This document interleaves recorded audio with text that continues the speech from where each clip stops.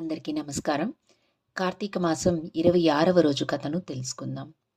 ఈరోజు మనం తెలుసుకోబోయే కథ ధర్మమే గొప్పదా, దైవ భక్తే గొప్పదా అనే సందేహాన్ని నివృత్తి చేసిన చోళరాజు విష్ణుదాసుల అద్భుత గాథ. ఈ అద్భుతమైన పుణ్యకథను చివరి వరకు వినండి.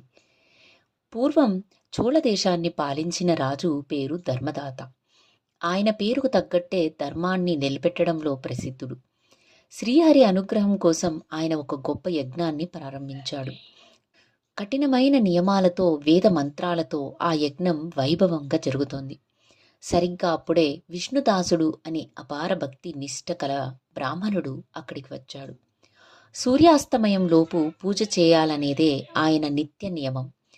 రాజు యజ్ఞం జరుగుతున్నా తన దైవ నియమం ముఖ్యమని భావించి దగ్గరలోని ఆలయంలో శ్రీహరికి అభిషేకం చేసి ఆయనకు అత్యంత ప్రీతిపాత్రమైన తులసి ఆకులతో పూజ చేయడం మొదలుపెట్టాడు. యజ్ఞగుండం దగ్గర తులసి ఆకులు చెదరడం యజ్ఞభంగానికి కారణమవుతుందని రాజు భావించాడు.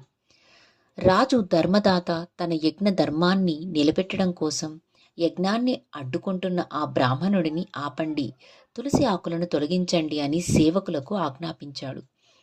కానీ విష్ణుదాసుడు తన పూజ ఆపలేదు. రాజుకు కోపం వచ్చి బలవంతంగా ఆయన పూజకు అడ్డుపడ్డాడు.